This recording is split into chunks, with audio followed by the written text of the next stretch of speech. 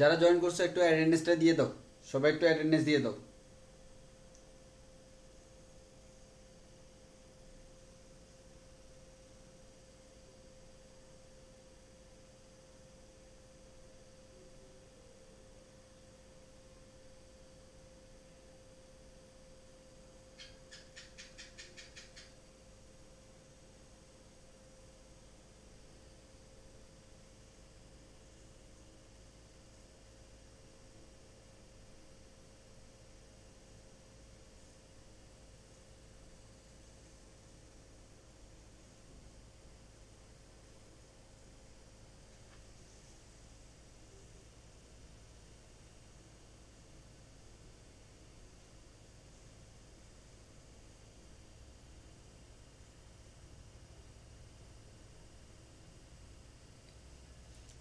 যারা জয়েন করছো অ্যাটেন্ডেন্সটা একটু দিয়ে দাও, এরপর আমি আস্তে আস্তে শুরু করবো। আমি কিছুক্ষণ ওয়েট করি।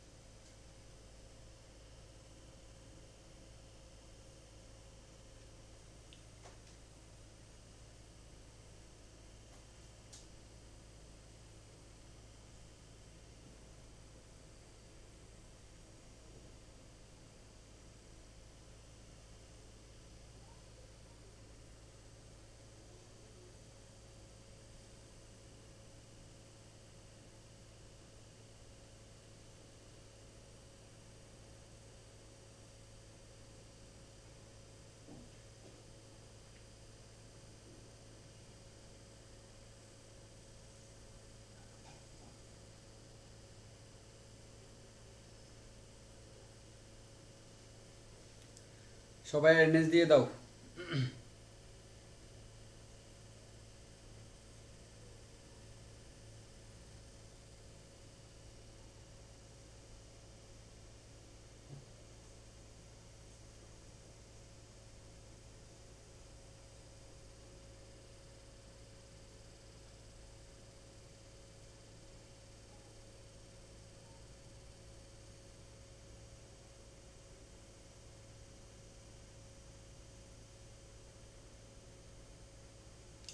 আচ্ছা, আমরা আস্তে আস্তে শুরু করি।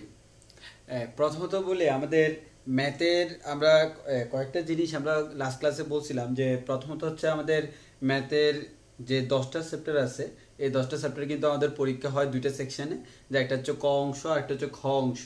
তো ক অংশে কোন কোন অধ্যায়গুলো থাকে, খ অংশে কোন কোন অধ্যায়গুলো থাকে, সেগুলো আমি লাস্ট ক্লাসে যেহেতু টাইম ছিল একটু আলোচনা করছিলাম। যে কারণ ম্যাথের ক্ষেত্রে তোমার এই জিনিসটা খুব বেশি গুরুত্বপূর্ণ, আমার কোন সেকশনে থেকে প্রশ্ন হয়, কোন চ্যাপ্টার থেকে প্রশ্ন হয়। আর তোমরা জানোই যে আমাদের সৃজনশীল আনসার করতে হয় 5টা, দুই সেকশন থেকে মিনিমাম 2টা করে আনসার করতে হবে। অর্থাৎ একটা থেকে তুমি সর্বনিম্ন 2টা আনসার করতে হবে, আর 2টা মিলে অর্থাৎ এক অংশ থেকে 2টা, এক অংশ থেকে 3টা মিলে 5টা আনসার করতে হবে। তো আর আমরা অলরেডি আমাদের বাস্তব সংখ্যা এবং যোগাশ্রয়ী প্রোগ্রামিং দুইটা শেষ করছি। আর যোগাশ্রয়ী প্রোগ্রামিং আমি বইয়ের ছবি দেওয়ার কথা আসলে দিতে আমি ভুলে গেছিলাম, আমি আজকে রাতেই দেখে হয়তো দিয়ে দিব। আর জটিল সংখ্যা আমি কালকে শিট রেডি করবো, কালকে শিট রেডি করলে কালকে হয়তো আমি কালকে রাতে বা পরশু দিনের মধ্যে আমি জটিল সংখ্যার ফুল শিট দিয়ে দিব। বাস্তব সংখ্যা যেরকম দিয়েছিলাম জটিল সংখ্যা ওইরকম দেওয়ার চেষ্টা করব। তো আমরা আজকে হচ্ছে মেইনলি আমাদের জটিল সংখ্যা অধ্যায়টা আমরা শুরু করব। আর শুরুতে হচ্ছে যতগুলো বেসিক লাগে আমরা ধাপে ধাপে আগাবো। তো মেইন কথা হচ্ছে তোমরা যদি অ্যানালাইসিস করে দেখো তাহলে জটিল সংখ্যা চ্যাপ্টারটা থেকে কিন্তু প্রত্যেকবারই কোনো না কোনো প্রশ্ন থাকে, হয়তো পুরো একটা প্রশ্ন থাকে অথবা অন্য কোনোটার সাথে মিক্স আকারে থাকে। তো এটা শিওরলি বলা যায় না মিক্স আকারে থাকবে কি থাকবে না, তো ম্যাক্সিমাম টাইমস আমার মিক্স আকারে থাকে। অর্থাৎ তুমি হয়তো দেখা গেছে এই চ্যাপ্টারটা বাদ দিলে অন্য একটা সৃজনশীল পারলেও একটা প্রশ্ন এই চ্যাপ্টার থেকে আসার কারণে আনসার করতে পারতেছো না। তো আর মোটামুটি এটা একটা ফেমাস একটা চ্যাপ্টার বলতে পারো জটিল সংখ্যা। বুঝলে খুবই সহজ, না বুঝলে যথেষ্ট কঠিন। অনেকের কাছে এটা খুবই কঠিন মনে হয়, আবার অনেকের কাছে এটা খুবই সহজ মনে হয়। তো আমি আশা করি আমাদের ক্লাস করার পর তোমার আর ওই জিনিসটা মনে হবে না। ক্লাস করার পর আশা করি তোমাদের এই জিনিসটা খুবই ভালো লাগবে। তো আমরা শুরু করি যে আমাদের জটিল সংখ্যার ক্লাসটা। আর এক্ষেত্রে আমি বলে রাখি তোমরা লিখার কোনো প্রয়োজন নাই, আমি ছবি তুলে ক্লাসের পরে সবকিছু দিয়ে দিব। তো জটিল সংখ্যা কোত্থেকে আসছে বা আইডিয়া কোত্থেকে আসছে আমি সবকিছু আস্তে আস্তে বলবো। তাহলে তোমাদের প্রথমত আসি, আমরা জটিল সংখ্যা যদি আমরা পড়াতে যাই, প্রথমে আমি দুই ধরনের সংখ্যা পড়ব। একটা হচ্ছে বাস্তব সংখ্যা, একটা হচ্ছে বাস্তব সংখ্যা, আর আরেকটা হচ্ছে আমাদের অবাস্তব সংখ্যা। এই জিনিসগুলো কিন্তু আমি বাস্তব সংখ্যা অধ্যায়েও বলছিলাম, এখনো হালকা করে বলবো বাস্তব সংখ্যা কি জিনিস এবং অবাস্তব সংখ্যা কি জিনিস। তাহলে একটু খেয়াল করে দেখো বাস্তব সংখ্যা কোনগুলা। আমরা জানি, আমরা এরকম বলছিলাম কোন একটা সংখ্যা তাকে বর্গ করলে আনসার যদি পজিটিভ হয় তাহলে আমি তাকে বলি বাস্তব সংখ্যা, আর কোন একটা সংখ্যা তাকে বর্গ করলে আনসার যদি নেগেটিভ হয় তখন আমি তাকে বলি কি অবাস্তব সংখ্যা। তাহলে কোন একটা সংখ্যাকে বর্গ করলে আনসার যদি পজিটিভ হয় সেটা হচ্ছে বাস্তব সংখ্যা, আর বর্গ করলে আনসার যদি নেগেটিভ হয় সেটা হচ্ছে অবাস্তব সংখ্যা। এবং বলছিলাম মনে করো আমাদের 2, হ্যাঁ, আমাদের সাপোজ আমি দিলাম √2, এই √2কে তুমি স্কয়ার করলে আনসার কত আসবে? আনসার আসবে 2।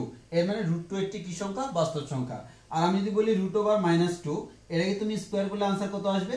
-2। যেহেতু আমার বর্গ করলে আনসার নেগেটিভ আসে, এর মানে আমরা বলতে পারি √(-2) একটি কি সংখ্যা? অবাস্তব সংখ্যা। এবার একটু ভালো করে খেয়াল করি, প্রথমত আসি আমাদের অবাস্তব সংখ্যার উৎপত্তি, অর্থাৎ কোত্থেকে আমাদের উৎপত্তি হলো এই অবাস্তব সংখ্যাগুলা। তো উৎপত্তি হলো আমার এরকম যে আমাদের কোন একটা সমীকরণ যখন সমাধান করতে যাই, আমাদের মনে করো আছে x² -1 = 0 একটা ইকুয়েশন আছে, আবার আমাদের x² -4 একটা ইকুয়েশন আছে। তো আমাকে যদি বলা হয় এই ইকুয়েশনটা সলভ করো, তাহলে তোমরা খুব ইজিলি সলভ করতে পারবা যে x² = 1, তাহলে আমার x হবে +-1। এখান থেকে বলা যায় x² = 4, তাহলে x হচ্ছে +-2। তাহলে খেয়াল করে দেখো এই ইকুয়েশনে তুমি x এর দুইটা মান খুব ইজিলি বের করে ফেলছো। আর বিশেষ কথা বলে রাখি, এখানে x এর সর্বোচ্চ পাওয়ার কত? 2, যার কারণে এখান থেকে x এর আনসার কয়টা বের হবে? 2টা। x এর পাওয়ার যদি 3 হইতো আনসার 3টা বের হইতো। তাহলে একটু খেয়াল করে দেখি, এখন যদি আমার এরকম না থাকা এরকম আসতো x² + 1 = 0 আর x² + 4 = 0, এখন তোমাকে যদি প্রশ্ন করা হয় তুমি কিভাবে সলভ করবা, এবার সলভ করতে গেলে অনেকেই ঝামেলায় পড়ে যাবে। তাদের মাথায় এই জিনিসটাই আসবে যে কোন একটা সংখ্যাকে বর্গ করলে তো আনসার নেগেটিভ হয় না, কিন্তু আমি তোমাকে আগেই বলে দিছি বর্গ করলে নেগেটিভ হইতে পারে, যদি হয় তাকে আমরা বলি অবাস্তব সংখ্যা। এর মানে বুঝতে পারতেছো এখান থেকে যারা আসবে তার নাম হচ্ছে অবাস্তব সংখ্যা। একইভাবে এখানে x² = -4, এখান থেকে যারা আসবে তারাও কোন সংখ্যা? অবাস্তব সংখ্যা। এগুলো আমরা আমাদের বাস্তব সংখ্যা শুরু করার সময় বলছিলাম। এখন একটু ভালো করে খেয়াল করে দেখো যে প্রথমত হচ্ছে আমাদের ম্যাথমেটিশিয়ানরা যখন শুরুতে এই ধরনের প্রবলেমগুলো অ্যারাইজ হলো, যে এই ধরনের প্রবলেমগুলো সবাই সলভ করতে পারে, কিন্তু ম্যাথমেটিশিয়ানরা দেখা গেল এই ধরনের প্রশ্নগুলো তারা সলভ করতে পারে না। যে তখন আমাদের ম্যাথমেটিশিয়ানদেরকে অনেকে প্রশ্ন করা হলো যে আচ্ছা আপনারা এই ধরনের ইকুয়েশনগুলো সলভ করতে পারেন, এখন আমাকে এটা একটু সলভ করে দেন। তখন অনেক চিন্তা ভাবনা করে দেখা গেল কোনো ম্যাথমেটিশিয়ানই এটার আনসার বের করতে পারে না। তখন ওই সময়কালে যতজন ম্যাথমেটিশিয়ান ছিল সবাই মিলে একটা সম্মিলিত সিদ্ধান্ত নিয়েছিল যে এই ধরনের ইকুয়েশন বাস্তবে সম্ভব না। কিন্তু দেখা গেল আমাদের বাস্তবে সম্ভব না হলেও এই প্রবলেমটা আমার যে কোনো জায়গায় যে কোনো ক্যালকুলেশন করতে যায় বারবার এই ধরনের প্রবলেম আমাকে অ্যারাইজ করতে হয়। তুমি দেখিও শরীরের কোন একটা জায়গায় একদিন ব্যথা করলো পাত্তা দিলা না, 2 দিন ব্যথা করলো পাত্তা দিলা না, কন্টিনিউসলি যখন 1 সপ্তাহ 1 মাস ব্যথা করবে তখন যায় তোমাকে পাত্তা দিতে হবে, কোনো না কোনো একটা ঝামেলা আছে বা কোনো না কোনোভাবে এটাকে চিকিৎসা করে ঠিক করতে হবে, ট্রিটমেন্ট করতে হবে। একইভাবে যে আমাদের এখানেও দেখা গেছে প্রথম দিকে ম্যাথমেটিশিয়ানরা পাত্তা দেয় নাই যে আসলে এটা বাদ, এগুলো আমরা ইগনোর করলেও চলে, কিন্তু দেখা যায় যখন এটা বারবার এই প্রবলেমটা অ্যারাইজ করতেছে তখন আর ইগনোর করা যায় না। যেমন ফর এক্সাম্পল তুমি মনে করো এই যে তোমার মনে করো এই বুকের মধ্যে একদিন ব্যথা লাগলো, তাহলে তুমি বলতে পারো এটা নর্মাল ব্যথা যাবে গা, 2 দিন করলো, 3 দিন করলো, 4 দিন করলো, এভাবে একসাথে যখন করলো গেল তখন তোমার মাথায় প্রশ্ন আসবে এই ব্যথাটা আসলে কিসের। এটা 2 ধরনের ব্যথা হইতে পারে, একটা হইতে পারে গ্যাস্ট্রিকের ব্যথা, আর একটা হইতে পারে সিনিয়র ভাইয়া বা আপুর জন্য ব্যথা। তাহলে এখন তোমার যে ব্যথাই হোক না কেন তুমি কিন্তু প্রথম দিকে টেনশন করো না, প্রথম দিকে তুমি ভাবছিলে কি সিম্পল ব্যথা, বাট যখনই এই ব্যথাটা কন্টিনিউয়াসলি হচ্ছে তখন এবার তোমাকে হয় গ্যাস্ট্রিকের ট্যাবলেট খেতে হবে অথবা আমাদের সিনিয়র বড় আপু বড় ভাই থেকে ট্যাবলেট খেতে হবে। তাহলে এই যে তুমি ট্যাবলেট খেয়ে তোমার রোগ সারাচ্ছ, এটার জন্য তোমার ট্রিটমেন্ট চলতেছে না, ঠিক সেম ভাবে ম্যাথমেটিশিয়ানরা ট্রিটমেন্ট করে আমার এটার সমাধান বের করলো। তো ওনারা বললো যেরকম তুমি সিম্পল চিন্তা করে দেখো, তোমার কাছে মনে হইতে পারে ভাই গ্যাস্ট্রিকের ওষুধ খেলে জায়গা, হ্যাঁ এটা বাস্তব, কিন্তু কথা হচ্ছে আই যে আমার ওই যে সিনিয়র বড় ভাই বড় বোনের জন্য যে ব্যথা, সেটা তো আর ওষুধ খেলে যাবে না, হ্যাঁ এটা বাস্তব না, এটা হচ্ছে অবাস্তব। তাহলে অবাস্তব ম্যাথমেটিশিয়ানরাও বললো এটাও বাস্তব না, এটা হচ্ছে অবাস্তব। এর মানে গ্যাস্ট্রিক এটার মতো আর সিনিয়র বড় ভাই বড় বোন এটার মতো। তাহলে আমরা এখান থেকে বলতে পারি এই অবাস্তব জিনিসটার, এই অবাস্তবটাকে আমরা ইংলিশে বলি ইমাজিনারি। অবাস্তব এটা ইংলিশে আমরা বলি ইমাজিনারি। ইমাজিনারি মানে হচ্ছে কি অবাস্তব। তো আমাদের ম্যাথমেটিশিয়ানরা যে কাজটা করলো, যেহেতু দেখতেছে এই ধরনের প্রবলেম বারবার অ্যারাইজ করতেছে, বিজ্ঞানী কার্ডানো আয়সা আমাদের ম্যাথমেটিশিয়ান কার্ডানো আয়সা আমাদেরকে বলে দিল যে আসলে যেহেতু এটা বাস্তবে সম্ভব না, তাহলে আমরা এটাকে নিয়ে একটা ম্যাথমেটিক্স একটা জগৎ খুলে নিই, যাকে আমরা বলবো অবাস্তব সংখ্যা। তখন থেকে আমার অবাস্তব সংখ্যার উৎপত্তি। তাহলে আমাদের কি করলো, x স্কয়ার ইকুয়ালস টু, তাহলে x ইকুয়ালস টু আমাদের তখন উনি কি করলো, বললো x equals to root over minus 1, এই রুট ওভার মাইনাস 1 কে, এই রুট ওভার মাইনাস 1 এই জিনিসটাকে উনি নাম দিল i, এটাকে কি নাম দিল i। তাহলে বিজ্ঞানিক কারণের মধ্যে আমাদের রুট ওভার মাইনাস 1 কে কি বলা যায়, i বলা যায়।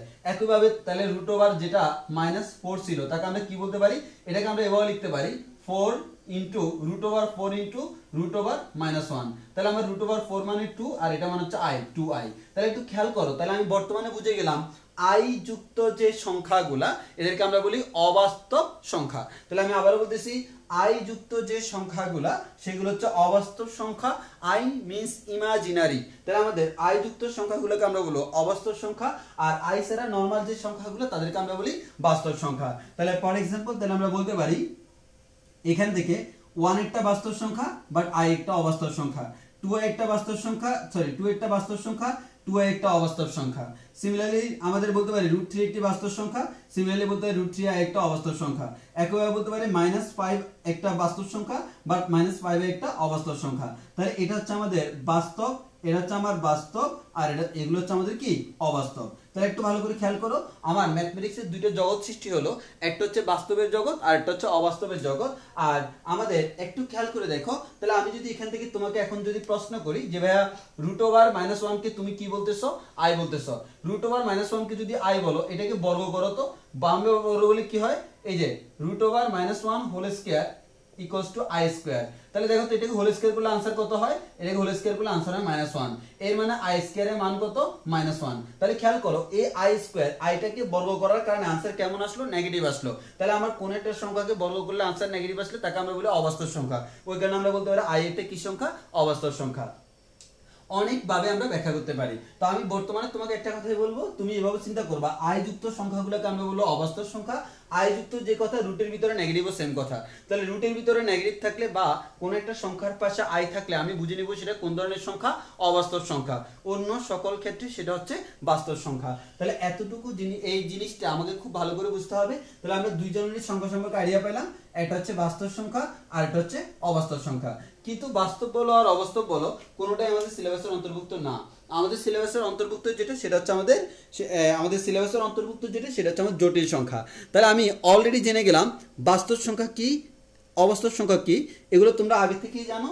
এখন এই বাস্তব সংখ্যা এবং অবাস্তব সংখ্যা যেহেতু আমরা জেনেছি, সেখান থেকে আমরা এখন আমাদের জটিল সংখ্যা কি তার ডেফিনিশন বের করার চেষ্টা করব। তাহলে সবাই একটু খেয়াল করো, এবার আমরা পড়ব জটিল সংখ্যা। তাহলে সবাই একটু ভালো করে খেয়াল করে দেখি। তো যদি তুমি খেয়াল করে দেখো তাহলে আমি জটিল সংখ্যা কাদেরকে বলবো, তাহলে একটু দেখো আমাদের এভাবে বলবো a প্লাস আইবি আকারের, a প্লাস আইবি আকারের, এই আকারের যে কোনো সংখ্যাকে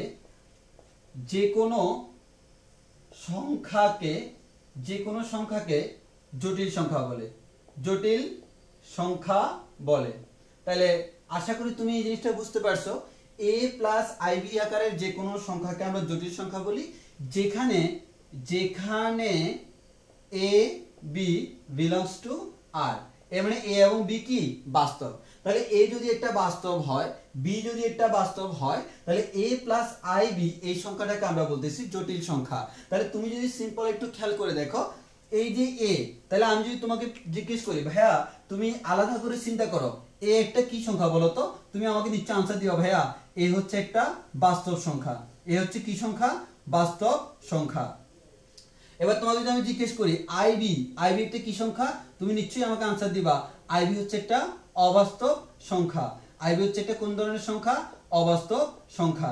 তাহলে আমি তোমাকে বলতে পারি কোন একটা বাস্তব সংখ্যা এবং কোন একটা অবাস্তব সংখ্যা, এই দুইটাকে যদি আমি যোগ করি নতুন যেটা পাই, তাহলে বাস্তব প্লাস অবাস্তব মিলে আমরা নতুন যেটা পাচ্ছি তার নাম দিচ্ছি আমরা জটিল সংখ্যা। তাহলে অলরেডি আমরা বুঝে গেছি আমাদের বাস্তব সংখ্যা এবং অবাস্তব সংখ্যা এই দুইটাকে যোগ করলে নতুন যে সংখ্যাটা পাই তাকে আমরা বলি কি? অবাস্তব, জটিল সংখ্যা। তাহলে আমি যদি তোমাকে প্রশ্ন করি যে ভাইয়া আমার 3 প্লাস 2i কোন ধরনের সংখ্যা? অবশ্যই ভাইয়া জটিল সংখ্যা। আমি যদি তোমাকে প্রশ্ন করি আমাদের -3 প্লাস 2i কোন ধরনের সংখ্যা? অবশ্যই জটিল সংখ্যা। আমি যদি বলি 3 মাইনাস 2i কোন ধরনের সংখ্যা? অবশ্যই জটিল সংখ্যা। আমি যদি তোমাকে প্রশ্ন করি -3 মাইনাস 2i কোন ধরনের সংখ্যা?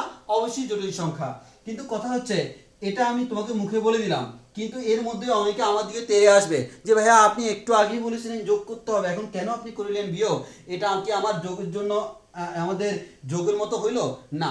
আসলে জিনিসটা কেমন দেখো, তোমাকে আমি বলে দিছি এ এবং বি, এ এবং বি পরস্পর কেমন? বাস্তব। বাস্তব সংখ্যা তো ধনাত্মক ঋণাত্মক হইতেই পারে। তাহলে আমি একটু সাজায় লিখি, দেখো তাহলে তোমার কনফিউশনটা ক্লিয়ার হবে।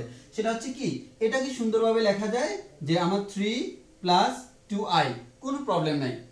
এটাকে আমি লিখতে পারি -3 ব্র্যাকেটে রাখি প্লাস 2i। ওকে, এটাকে আমি এভাবে লিখি 3 প্লাস -2i। এটাকে এভাবে লিখি -3 প্লাস -2i। তাহলে এবার তোমার কনসেপ্ট ক্লিয়ার হবে। তবে তার আগে আমি একটা কাজ করি, এখানে এভাবে লিখি -2টাকে আলাদা রেখে i দিই, -2টাকে আলাদা রেখে i দিই, তাহলে একটু বুঝতে সুবিধা হবে। দেখো তোমার হিসাব অনুযায়ী কি হবে? a প্লাস ib, দেখো এটাকে বলবো a, এটাকে বলবো b, তাহলে a plus b into i, ib আর bi সেম কথা। এটাকে বলবো a, এটাকে বলবো b, এটাকে বলবো a, এটাকে বলবো b, এটাকে বলবো a, এটাকে বলবো b। দ্যাট মিন্স আমরা একটা কথা বলতে পারি, আমরা সবসময় যোগই করতেছি, কিন্তু a এর মান এবং b এর মান তারা কিন্তু ধনাত্মক হইতে পারে, ঋণাত্মক হইতে পারে। তাহলে আমি আবারও বলতেছি আমি কিন্তু যোগ করতেছি, বাট a এর মান এবং b এর মান তারা ধনাত্মক হইতে পারে, ঋণাত্মক হইতে পারে। তাহলে অলরেডি আমরা জানলাম a প্লাস ib এই ধরনের যে সংখ্যাগুলা, এই ধরনের সংখ্যাগুলাকে আমরা বলি জটিল সংখ্যা। a প্লাস ib আকারের যে কোনো সংখ্যাকে আমরা বলি জটিল সংখ্যা, যেখানে a একটা বাস্তব সংখ্যা, b একটা বাস্তব সংখ্যা। b বলছি, ib বলি নাই। তাহলে a হচ্ছে বাস্তব সংখ্যা, b ও বাস্তব সংখ্যা, বাট ib এটা হচ্ছে অবাস্তব সংখ্যা। তাহলে আমরা এতটুকু বুঝে গেলাম যে আমাদের নরমালি জটিল সংখ্যা আমরা কাকে বলি বা জটিল সংখ্যার ডেফিনেশন কি, এবং জটিল সংখ্যার যে সেট, যেরকম আমি বাস্তব সংখ্যার সেটকে r দ্বারা, অল রিয়েল নাম্বার r দ্বারা প্রকাশ করতাম, এরকম জটিল সংখ্যার সেটটাকে প্রকাশ করা হয় কমপ্লেক্স নাম্বার। জটিল সংখ্যার ইংলিশ হচ্ছে কি? Complex, complex number. এখানে আমাদের এটার সেটটাকে আমাদের c দ্বারা প্রকাশ করা হয়। এই c দিয়ে এরকম একটা দাগ দিয়ে দেওয়া হয়। তোমরা জানো সেট দ্বারা বোঝানোর জন্য এরকম একটা দাগ দিয়ে দেওয়া হয়, যেরকম আর কিন্তু রিয়েল নাম্বার না। তাহলে আমাদের এই যখন একটা দাগ দিয়ে দিব এটা হচ্ছে রিয়েল নাম্বারের সেট। একইভাবে সি মানে হচ্ছে একটা সি একটা লেটার, বাট একটা দাগ দিয়ে যখন দিব এটা হচ্ছে রিয়েল নাম্বার, আমাদের কমপ্লেক্স নাম্বারের সেট। তাহলে আমাকে এই জিনিসটা একটু মাথায় রাখতে হবে। তো অলরেডি কমপ্লেক্স নাম্বার কি এবং কমপ্লেক্স নাম্বারকে কিভাবে ডিফাইন করা হয় সেই জিনিসটা আমরা জেনে গেলাম। তাহলে আমাদের দুইটা জিনিস আমাদের জানা অলরেডি শেষ। জটিল সংখ্যা কি, আমরা বাস্তব সংখ্যা জানলাম, অবাস্তব সংখ্যা জানলাম, জটিল সংখ্যা জানলাম, এবং আমি এখান থেকে একটা কনফিউশন আমি ক্লিয়ার করলাম। সেটা হচ্ছে অলওয়েজ a প্লাস ib এর কারণ হইতে হবে, এটা ধনাত্মক ঋণাত্মক হইতে পারে, বিটা ধনাত্মক ঋণাত্মক হইতে পারে। তাহলে আমাদের আশা করি এতটুকুর মধ্যে আমাদের কোনো প্রবলেম হওয়ার কথা না। এবার আসি, তাহলে অলরেডি আমরা বুঝে গেছি জটিল সংখ্যা কি জিনিস এবং জটিল সংখ্যার লেখার নিয়মটা আমরা বুঝলাম। এবার আমরা একটু সামনের দিকে আগাই। সামনের দিকে আগাইলে তুমি কি পাবা দেখো। তাহলে আমি যে কাজটা করতেছি এখন, তোমরা একটু ভালো করে লক্ষ্য করো। সেটা হচ্ছে আমাদের একটা জটিল সংখ্যা আমি নিলাম। আমার যে জটিল সংখ্যা, এই জটিল সংখ্যা হচ্ছে a প্লাস ib। এটা হচ্ছে আমার একটা কি সংখ্যা? জটিল সংখ্যা। তোমরা বুঝতেই পারতেছো a প্লাস ib আমার একটা কি সংখ্যা? জটিল সংখ্যা। এখন a প্লাস ib জটিল সংখ্যার মধ্যে আমি একটা শর্ত দিই। এক নাম্বার শর্ত হচ্ছে a ইকুয়ালস টু 0, অর্থাৎ আমাদের a প্লাস ib যে জটিল সংখ্যা, এই জটিল সংখ্যার মধ্যে কখনো যদি a এর মান 0 হয়, এর মান 0 হলে তাহলে কি হচ্ছে দেখো তো, তাহলে আমার জটিল সংখ্যাটা দেখতে কেমন হয়ে যাবে? সাপোজ আমি এই জটিল সংখ্যাকে নাম দিলাম জেড। সাধারণত আমরা জটিল সংখ্যাগুলোকে জেড দ্বারা প্রকাশ করি। তাহলে একটা জটিল সংখ্যা যার নাম হচ্ছে জেড, এই জেড ইকুয়ালস টু আমরা বলতে পারতেছি a প্লাস আইবি। তাহলে Z equals to a plus i b, এটা হচ্ছে আমার একটা জটিল সংখ্যা যেখানে a এর মান যদি কখনো 0 হয়, মানে অলওয়েজ তো 0 হবে না, যেহেতু a এবং b বাস্তব, 0 কিন্তু একটা বাস্তব সংখ্যা, দ্যাট মিন্স কখনো না কখনো 0 হইতে পারে। তো এখন আমার কথা হচ্ছে যদি a এর মান কখনো না কখনো 0 হয়, তাহলে আমরা কি বলতে পারতেছি? জেড ইকুয়ালস টু হয়ে যাচ্ছে কত? আইবি। এই আইবি তে কি সংখ্যা তোমরা নিজেরাই বলো? আইবি এটা একটা কি সংখ্যা? অবশ্যই অবাস্তব সংখ্যা। এটা কি সংখ্যা? এটা হচ্ছে আমার একটা অবাস্তব সংখ্যা। তাহলে একটু খেয়াল করে দেখো, আমার যে জটিল সংখ্যা, আমার জটিল সংখ্যার মধ্যে যদি কখনো a এর মান 0 হয়ে যায়, তাহলে জটিল সংখ্যার উপর একটা শর্ত আরোপ করলাম, that is a complex number where a is equals to 0 then it is a imaginary number। অর্থাৎ যদি কখনো জটিল সংখ্যায় a এর মান 0 হয়, দেন আমি তাকে আর জটিল সংখ্যা বলবো না, তাকে আমি কি নাম দিব? তাকে আমি নাম দিব এমন একটা সংখ্যা যার নাম হচ্ছে অবাস্তব সংখ্যা। একইভাবে আমি যদি এবার তোমাকে বলি যে ভাইয়া আমার কোন একটা জটিল সংখ্যার সেট, ওই জটিল সংখ্যার সেটে আমার জটিল সংখ্যা, ওই জটিল সংখ্যার মধ্যে b equals to 0, তো আমার প্রশ্ন হলো যদি b এর মান 0 হয় তাহলে কি হয়? তাহলে আমার b এর মান 0, এটা হচ্ছে আমার শর্ত। এই শর্ত আরোপ করার পর আমি পাইলাম কি? z equals to, তুমি একটু খেয়াল করে দেখো, a plus i into b এর মান 0, তাহলে i into 0 মানে বুঝতেই পারতেছো 0 হবে, a plus 0 মানে হচ্ছে a। তাহলে আমি দেখতেছি যদি কখনো b equals to 0 হয়, দেন z equals to আমরা a বলতে পারবো।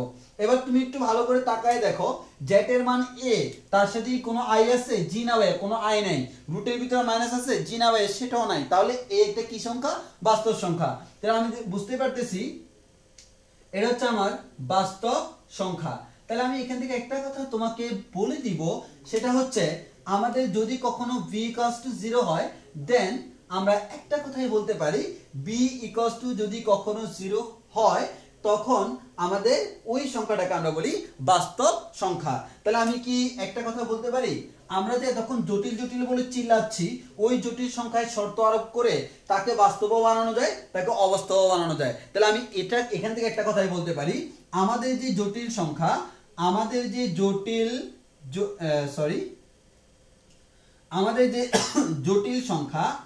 জটিল সংখ্যা তাকে আমরা কয়টা ভাগে ভাগ করতে পারি?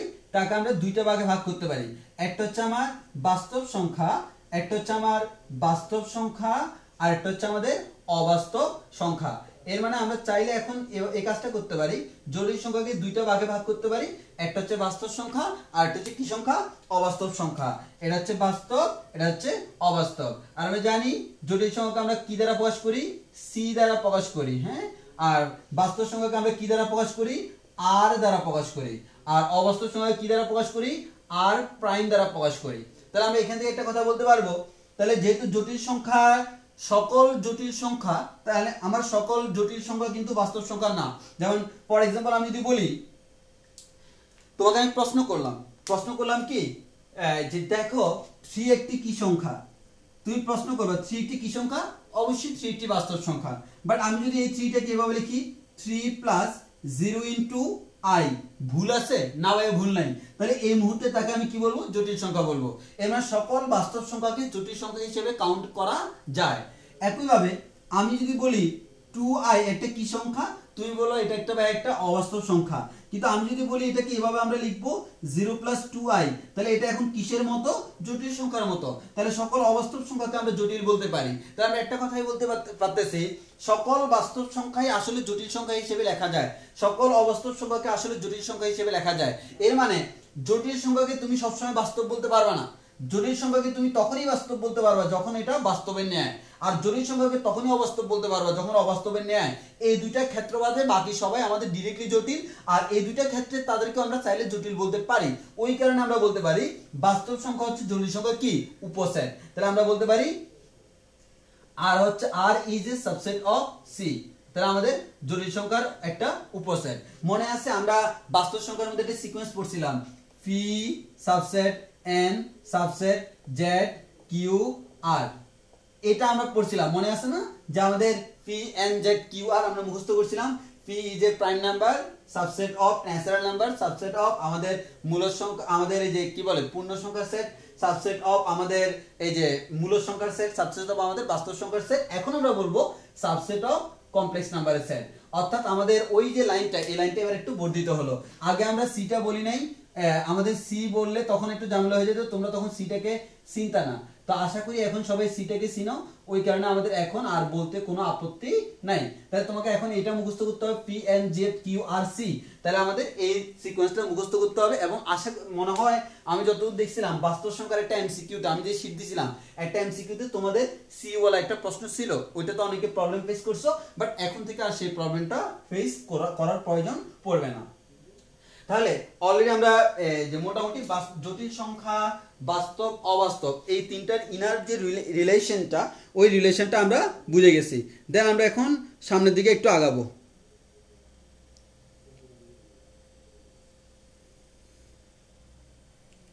ওকে, এবার একটু ভালো করে খেয়াল করে দেখো। তাহলে আমি আমাদের মোটামুটি জটিল সংখ্যার কনসেপ্টের শেষ, যে আমরা মোটামুটি তার যে পরিচয়, যে প্রাইমারি লেভেলের যে পরিচয়টা দরকার ওই পরিচয় আমার দেওয়া শেষ।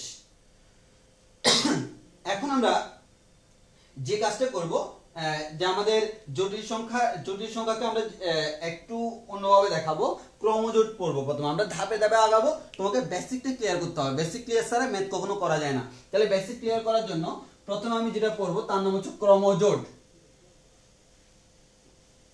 আচ্ছা,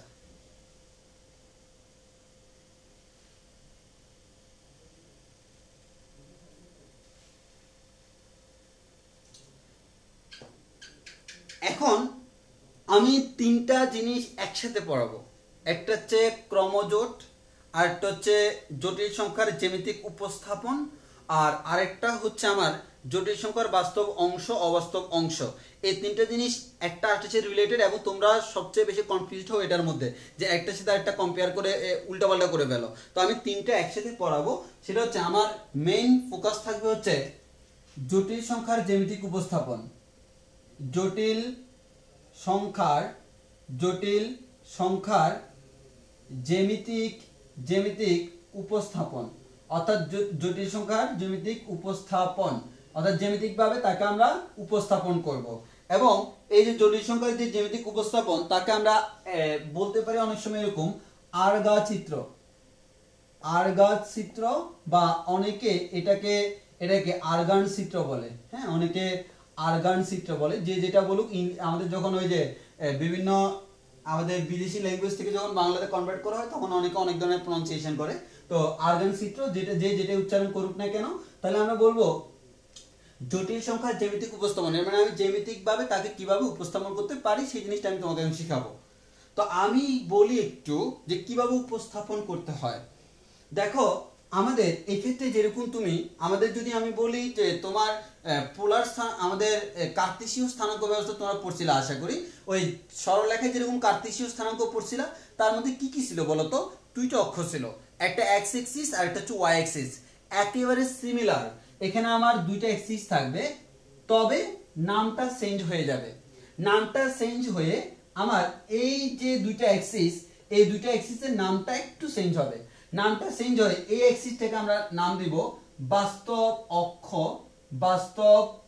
অক্ষ বা রিয়েল এক্সিস, বাস্তব অক্ষ বা রিয়েল এক্সিস। আর এই অক্ষটাকে আমরা নাম দিব অবাস্তব অক্ষ। এটাকে নাম দিব কি? অবাস্তব অক্ষ অর ইমাজিনারি এক্সিস। তাহলে আমরা বললাম কি, আমাদের এদিকের অক্ষটাকে আমরা বলি বাস্তব অক্ষ বা রিয়েল এক্সিস, আর এদিকের অক্ষটাকে আমরা বলি অবাস্তব অক্ষ বা ইমাজিনারি এক্সিস। তাহলে আমি তোমাকে জটিল সংখ্যা দিই। সাপোজ প্রথমে একটা জটিল সংখ্যা দিলাম z1 = 3 + 4i। এই কথাটার মিনিং কি? এই কথাটার মিনিংটা তুমি একটু খেয়াল করলে বুঝবা। কথাটার মিনিং হচ্ছে এরকম, এই 3টা কি বলতো? এই 3টা হচ্ছে বাস্তব, আর 4iটা কি? অবাস্তব। এবার এই 3 দ্বারা মিন করে সে বাস্তবের দিকে, আর 4i দ্বারা মিন করে সে অবাস্তবের দিকে। এখন একটু ভালো করে খেয়াল করে দেখি, আমরা এটাকে একটু এভাবে লিখতে পারি 3 × 1 প্লাস 4 ইন্টু আই। এভাবে লেখার একটা কারণ আছে। দেখো প্রত্যেকটা সংখ্যা পদ্ধতির একটা একক থাকে যার সাপেক্ষে অন্যদেরকে আমি তুলনা করি। আমার বাস্তবের ক্ষেত্রে সেই এককটা হচ্ছে 1।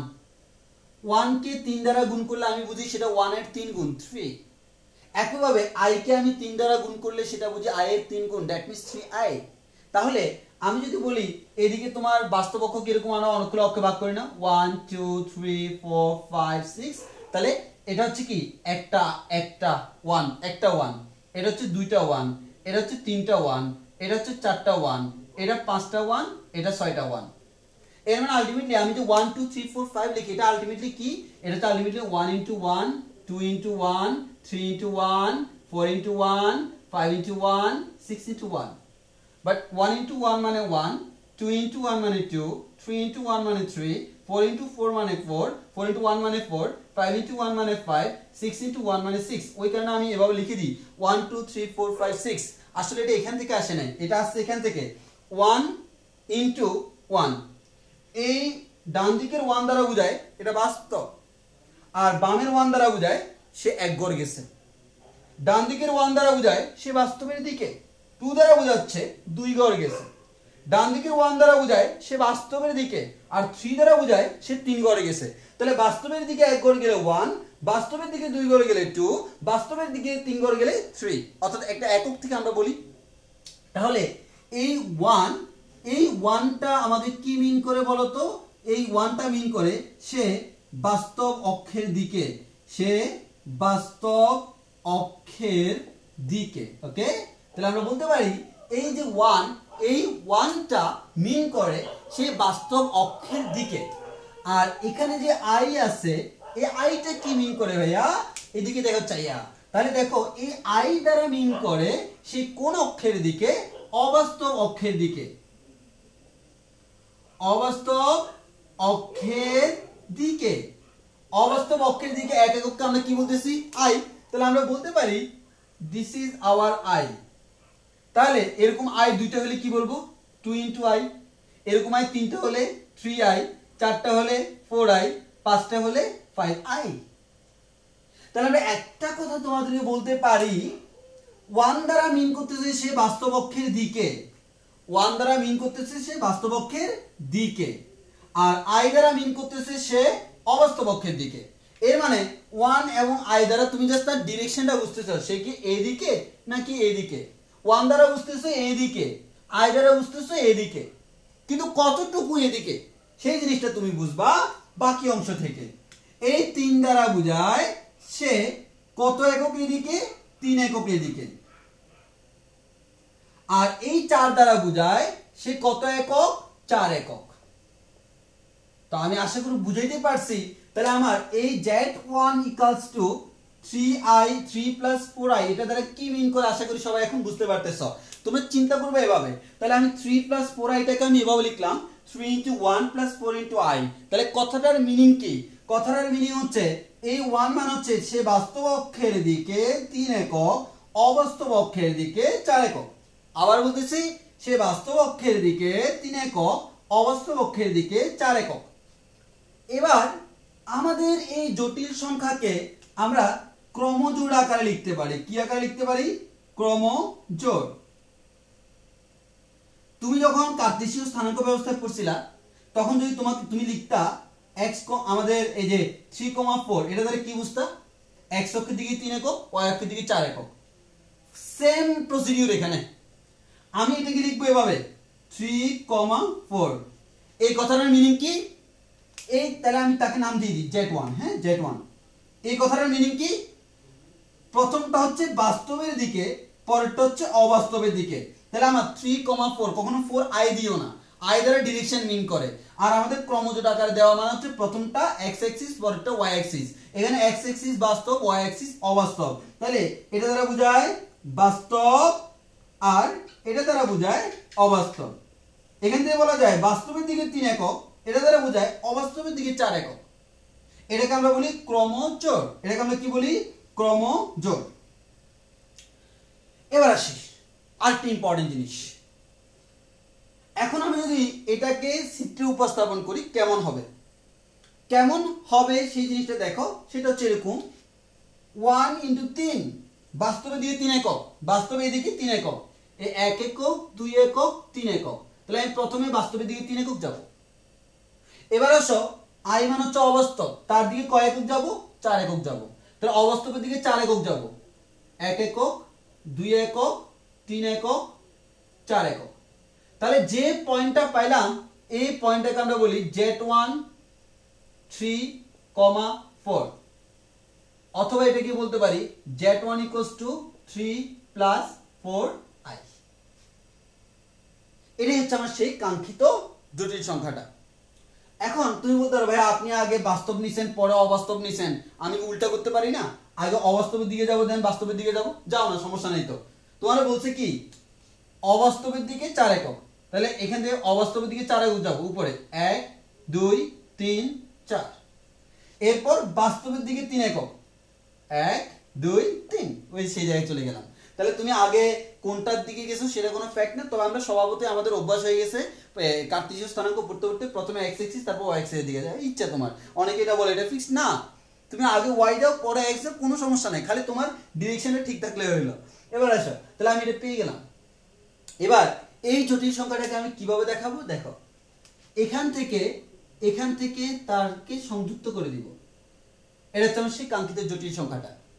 এবার এটা আলটিমেটলি পোলারের মতো, মানে আমাদের ওই যে তোমরা সরলরেখার মধ্যে যে পোলার স্থানাঙ্ক পড়ছিলে তার মতো। মূল বিন্দু থেকে এটার যে দূরত্ব, এই মূল বিন্দু থেকে যে তার দূরত্ব, ওই বিন্দুটার যে দূরত্ব, সরাসরি যে দূরত্ব, এটাকে আমরা বলি তার মডুলাস। এটাকে আমরা বলি তার কি, মডুলাস। এটাকে আমরা বলি আর, এই আরটাকে আমরা বলি তার মডুলাস। তাহলে আমি আবারও বলতেছি, মূল বিন্দু থেকে কোন একটা, এই যে এটাকে আমরা বলি আরগান চিত্র, আরগা বা আরগান চিত্র বা জটিল সংখ্যাকে জ্যামিতিকভাবে উপস্থাপন করলাম। তাহলে ওই যে পয়েন্টে সে মিলিত হলো, অর্থাৎ তার যে জটিল সংখ্যা যে পয়েন্টে আছে, ক্রমযুক্ত যেখানে আছে, মূল বিন্দু থেকে তার যে দূরত্বটা, এই দূরত্বটাকে আমরা বলি তার মডুলাস। তাহলে আমি আবারও বলতেছি, কোন একটা জটিল সংখ্যা তাকে আরগান চিত্রে উপস্থাপন করলে মূল বিন্দু থেকে তার সরাসরি দূরত্বকে আমরা বলি তার মডুলাস। এবং সেই কাঙ্ক্ষিত জটিল সংখ্যাটি, আমার সেই কাঙ্ক্ষিত জটিল সংখ্যাটি বাস্তব অক্ষের ধনাত্মক দিকের সাথে যে কোণ উৎপন্ন করে, এই কোণটাকে নাম দিলাম থিটা। এই থিটাটাকে আমরা বলি তার আর্গুমেন্ট। এই থিটাটাকে আমরা তার কি বলি, আর্গুমেন্ট বলি, আর্গুমেন্ট বলি। তাহলে আমরা এখানে দুটো জিনিস পেলাম, একটা হচ্ছে মডুলাস আর একটা হচ্ছে আর্গুমেন্ট। তাহলে একটা জটিল সংখ্যার পরিস্থিতি দুইটা জিনিস, একটা হচ্ছে তার মডুলাস আর একটা হচ্ছে তার আর্গুমেন্ট। মডুলাস মানে হচ্ছে তার যে কতটুকু দূরত্বে আছে, আর্গুমেন্ট মানে হচ্ছে কত কোণে আছে। তাহলে একটা জিনিস তুমি খেয়াল করে দেখছো, তুমি যখন 3,4 আকারে বলতেছো এটা হচ্ছে কার্তেশীয় স্থানাঙ্কের মতো, আর যখন আর এবং থিটা এর মাধ্যমে বলতেছে এটা হচ্ছে পোলার স্থানাঙ্কের মতো। হ্যাঁ, এক্স্যাক্টলি সেম, যে আমাদের ওই কার্তেশীয় এবং পোলার ওই দুটোকে আমরা এখানে রিপ্রেজেন্ট করছি। পার্থক্য হলো কি, এটা বাস্তব অক্ষ, এটা হচ্ছে অবাস্তব অক্ষ। এবার আমি যদি তোমাকে প্রশ্ন করি, ভাইয়া এই জটিল সংখ্যাটা এক্স অক্ষের দিকে কতটুকু গেছে, কত একক গেছে, 3 একক। ওয়াই অক্ষের দিকে, বাস্তবের দিকে কত একক গেছে, 3 একক। অবাস্তবের দিকে কত একক গেছে, 4 একক। এই কত একক গেছে সেটাকে আমি বলি তার অংশ। কি বলি, অংশ। তাহলে খেয়াল করো, তোমাকে যদি আমি বলি এই 3 একটি কি সংখ্যা, বাস্তব সংখ্যা। 4i একটা কি সংখ্যা, অবাস্তব সংখ্যা। বাট এই 3 দ্বারা মিন করে সে বাস্তবের দিকে কত গড় গেল, 3 গড়। 4 দ্বারা মিন করে সে অবাস্তবের দিকে কয় গড় গেল, 4 গড় গেল। এই 3টাকে আমরা বলি বাস্তব অংশ, বাস্তব অংশ। আর এই 4টাকে বলি আমরা অবাস্তব অংশ, অবাস্তব অংশ। তাহলে এটা ভুল করা যাবে না, আমি 3টাকে বলি কি, বাস্তব অংশ, 3টাকে বলি বাস্তব অংশ, 4টাকে বলি আমি অবাস্তব অংশ। আবারও বলতেছি, অবাস্তব সংখ্যা না কিন্তু, 4i এটা হচ্ছে অবাস্তব সংখ্যা, আর অনলি 4টাকে আমরা কি বলি, অবাস্তব অংশ। এর মানে সে কতটুকু গেল সেটা হচ্ছে অবাস্তব অংশ। আশা করি আমি বুঝাতে পারছি। তাহলে এটা হচ্ছে আমার এই যে সিম্পল কোন একটা জটিল সংখ্যাকে জ্যামিতিক ভাবে উপস্থাপন করলে কি কি পাবো না পাবো সেই জিনিসগুলো আমি এখানে তোমাকে বোঝানোর চেষ্টা করলাম। এবার আসো নেক্সট আমি একটু সামনের দিকে প্রসিড করি।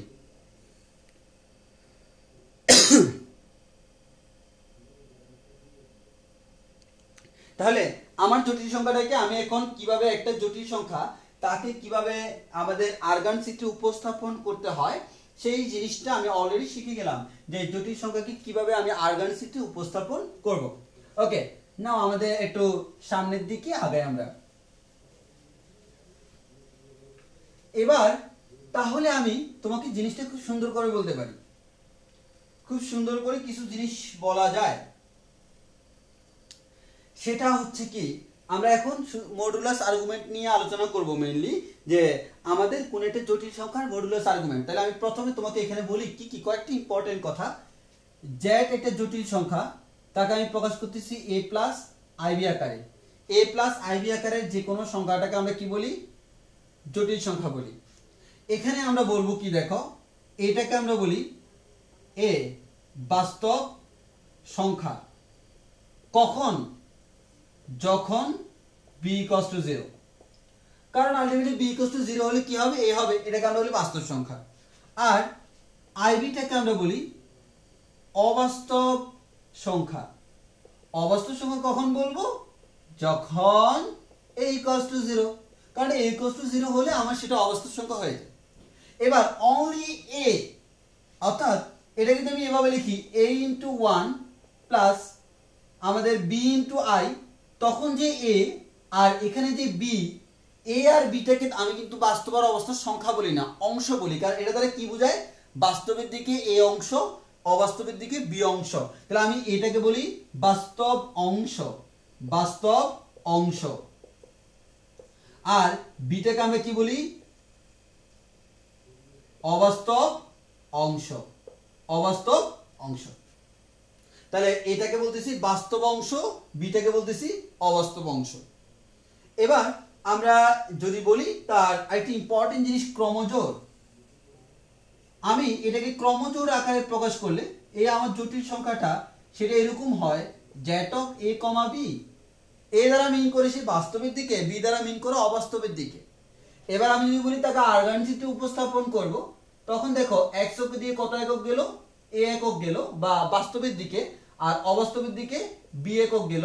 তখন বলবো এই জ্যাট অফ a, b, অথবা এটাকে বলতে পারি Z equals to a plus ib একটা জটিল সংখ্যা। তাহলে এই কথাগুলো আমরা অলরেডি এতক্ষণ পর্যন্ত জেনে আসলাম। এখন আমার কথা হচ্ছে আমাদের এই যে জটিল সংখ্যাগুলা, এই যে আমাদের এখানে যে আমার জটিল সংখ্যাটা তার যে বাস্তব অংশ আর অবাস্তব অংশ, এটাকে প্রকাশ করা হয় একটু অন্যভাবে। সেটা হচ্ছে কি অন্যভাবে প্রকাশ করা যায়। যেমন আমি এটা হচ্ছে একটা জটিল সংখ্যা জেড, আমি এখন লিখবো আর ই জেড। এগুলো একটু বুঝে রাখতে হবে।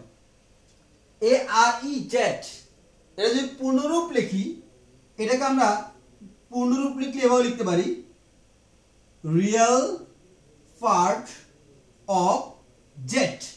এবারে জেড এর রিয়েল পার্ট মানে রিয়েল অংশ বা বাস্তব অংশ। বলো তো জেড এর বাস্তব অংশ কে? এ। তাহলে আর ই জেড এর মান কত? এ। আর আই এম জেড, এই কথাটার মিনিং কি? যদি আমি ফুল মিনিং লিখি তাহলে হবে imaginary part of Z. Z এর অবাস্তব পার্ট, ইমাজিনারি পার্ট বা অংশ, অবাস্তব অংশ কি? ভি। তাহলে আমি এটাকে বলতে পারি ভি। তাহলে আমাকে এই জিনিসটা একটু বুঝতে হবে যে আমি এটা কিভাবে লিখতে পারি। তাহলে আমার এই যে রিয়েল জেড এ আর এটাকে আমরা বলতেছি বি, অর্থাৎ আমরা চাইলে এভাবেও লিখতে পারি। কখনো তোমাকে বলে দিল কোন একটা জটিল সংখ্যার পরীক্ষা তোমাকে বলে দিল R E Z equals to -3 আর I M Z equals to তোমাকে বলে দিল 2, বলা হলো জটিল সংখ্যাটা কত। তাহলে সিম্পল আমরা বলতে পারি এটা রিয়েল পার্ট। তাহলে আমরা বলতে পারবো Z equals two real part -3 plus imaginary part হচ্ছে 2, সেটা যদি ইমাজিনারি তাকে আই দ্বারা গুণ দিব। তাহলে -3 + 2i এভাবে আমরা বলে দিতে পারি। অর্থাৎ অনেক সময় এভাবে আমাদের পরীক্ষা আসতে পারে। আর এই -3 + 2i এটা কিন্তু আমি এখানে বসাই, তাহলে কিভাবে হবে বলো তো? এ মাইনাস থ্রি দ্বারা কি মিন করে বলো তো? এ মাইনাস থ্রি দ্বারা মিন করে সে আমাদের মাইনাস থ্রি ইন্টু ওয়ান বলা যায়, সে অবাস্তবের দিকে মাইনাস থ্রি একক, বাস্তবের দিকে মাইনাস থ্রি একক, এর মানে সে এবার এদিকে যাবে 1 2 3, এটা হচ্ছে আমার মাইনাস থ্রি। আর যেটি আমাদের অবাস্তবের দিকে প্লাস 2 একক, এর মানে উপরের দিকে 2 একক যাবে। ওই যে আমার এক কথায় আমরা বলতে পারি তোমাদের কার্তেশীয়র মতোই, আমাদের প্লাস হলে ডানে বা উপরে উঠবো, মাইনাস হলে নিচে বা বামে যাব বা নিচে নামবো। এই জিনিসগুলো আমাকে একটু বুঝতে হবে, যেগুলো তোমরা আগে থেকেই জানো, ওই কারণে আমি সেটা নিয়ে আর কোনো কথা বলতে চাচ্ছি না। তাহলে অলরেডি আমাদের এতটুকু চলে গেল। তাহলে আমরা অলরেডি অনেক কিছু বুঝে গেলাম যে এখানে জটিল সংখ্যার বাস্তব অবাস্তব যে অংশগুলা, সেগুলো সম্পর্কে আমাদের খুব ভালো একটা আশা করি আইডিয়া হওয়ার কথা। এবার আসো, এবার তাহলে আমাদের টাইম কতক্ষণ আছে দেখি, অনেকক্ষণ চলে গেছে। তাহলে আমরা মোটামুটি জটিল সংখ্যার যে আমার কোর লেভেলের যে বেসিক গুলা, যে ছোট্ট ছোট্ট যে জিনিসগুলো, সেগুলো আমি জানলাম। এখন আমরা ফুল কনসেন্ট্রেশনের ভিতরে আমরা এখন ঢুকতে পারি নাই, আমরা আস্তে আস্তে ভিতরে ঢুকবো। তবে আপাতত আমরা এই যে এতটুকুর মধ্যেই থাকি, যে আমরা এখন আমরা একটা কাজ করব, যে যেটা নিয়ে আমরা আলোচনা করব সেটা হচ্ছে আই এর পাওয়ার নিয়ে। জটিল সংখ্যা আমি কি নিয়ে করব? আই এর পাওয়ার নিয়ে। তাহলে আমরা আসি আই এর পাওয়ার। আই এর পাওয়ার, এই আই এর পাওয়ার নিয়ে আমরা এখন আলোচনা করব, অর্থাৎ যে আমাদের মডুলাস আর্গুমেন্ট, এগুলো নিয়ে কিন্তু আমি আগামী ক্লাসে আলোচনা করব। আজকে জাস্ট আমরা একটা ব্রিফ ডিসকাশন করলাম। তো আমার প্রথম টপিকস মানে হচ্ছে এতক্ষণ পর্যন্ত আমরা জাস্ট তোমাদের পরিচিতি দিলাম। যদি বলতে পারো, বলতে চাও চ্যাপ্টারের ভিতরে ঢুকলে আমার প্রথম টপিক কি আসবে, সেটা হচ্ছে আই এর পাওয়ার। যে আই এর পাওয়ার যে কত, সেগুলো আমরা বের করব। আই এর পাওয়ার কত হলে কিভাবে ক্যালকুলেশন করতে হয়, সেগুলো আমরা এখন দেখাবো। তাহলে প্রথমত আসি, হোয়াট ইজ আই? তাহলে আমরা জানি √(-1), এটাকে আমরা বলি কি? আই। ওকে, দেন তাহলে আমরা একটা কথাই তোমাকে বলতে পারি যে √(-1) ইকুয়ালস টু যদি আমাদের আই হয়, হ্যাঁ, √(-1) ইকুয়ালস টু যদি আমাদের আই হয়, তাহলে √(-1) হোল স্কয়ার, এটাকে নিশ্চয় আমি আই স্কয়ার বলবো। আর √(-1) হোল স্কয়ারের মান কত বলো তো? -1। ওকে, তাহলে আমি প্রথমত একটা জিনিস জানলাম, আমি একটু অন্যভাবে বলি, সেটা হচ্ছে আই মানে হচ্ছে √(-1). দেন আমি জানলাম, যে জিনিসটা জানলাম সেটা হচ্ছে কি, দেখো, যে আমরা জানলাম আই স্কোয়ার মানে √(-1) হোল স্কোয়ার, এর মানে কত? -1। তাহলে আমার একটা আইডিয়া হয়ে গেল, সেটা হচ্ছে কি, আই স্কোয়ার কে আমরা বলতে পারি -1। ওকে, দেন আই কিউব। তোমাকে যদি কেউ আই কিউব বলতে জিজ্ঞেস করে, তুমি কি -1 কে হোল কিউব করবা? তুমি গাধার মতো কাজ করে সেটা করবা, কিন্তু তোমরা গাধা না, তোমরা অত্যন্ত ব্রিলিয়ান্ট এবং অত্যন্ত মেধাবী শিক্ষার্থী। তোমাদের এই কাজ করা উচিত নয়। তোমরা কি করবে? সোয়া পদ্ধতি অ্যাপ্লাই করবা, যে ভাই আমার আই কিউব বলছে, আই স্কয়ার মান তো আমি জানি, হ্যাঁ, তাহলে আমি যেহেতু আই স্কয়ার জানি, এটা লিখবো আই স্কয়ার ইনটু আই। তখন আই স্কয়ারের মান কত? -1 ইনটু আই, এর মানে এটাকে আমরা বলতে পারি -i। এবার আমি যদি বলি তোমাকে i⁴, এবার তুমি বলতে পারবা ভাই i⁴ কি লেখা যায়? আই স্কয়ার তো আমরা জানি, তাকে হোল স্কয়ার করলে তো হয়ে যাচ্ছে, হ্যাঁ। তাহলে আই স্কয়ার এর মান কত? -1, তাকে হোল স্কয়ার করলে কত হয়? +1। তাহলে আমি অলরেডি চারটা জিনিস জানলাম, সেটা হচ্ছে কি, প্রথমটা হচ্ছে আই, পরেরটা হচ্ছে আই স্কয়ার ইকুয়ালস টু হচ্ছে -1, এর পরেরটা হচ্ছে আই কিউব ইকুয়ালস টু আমরা কি পেলাম?